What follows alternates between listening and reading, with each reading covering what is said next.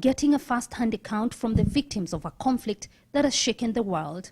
And the U.S. given its strongest commitment yet. We've come to hear how the people of the Central African Republic are doing and how we can help.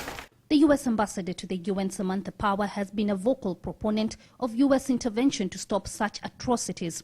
And at this local community hospital, where more than 400 people wounded by bullets and machetes are still being treated, the effects of the skirmishes were quite evident.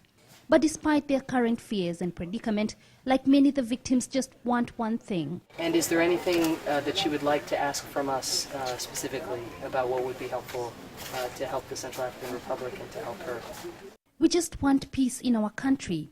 Lucy Mandazuto, who was injured during a shootout in Bangui, tells the envoy. The cycle of the violence between Muslims and Christians has claimed at least 1,000 lives, according to Amnesty International, and displaced at least 10% of the population. While the U.S. has fallen short of direct involvement, it's committed more than $100 million in support of regional efforts, and it's talking tough. Those responsible for atrocities must be held accountable.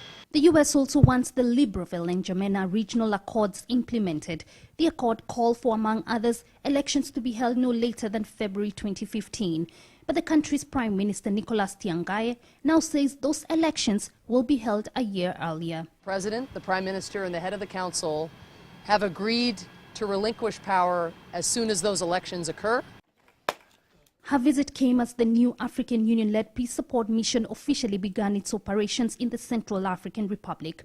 The 6,000-strong force will use all means necessary to protect civilians and restore security. Well, the visit by the U.S. envoy and the involvement of the African Union-led peace operation have certainly raised a lot of expectations here. For now, many are hoping that the tough talk will translate into action in a country where peace and order have been elusive for decades.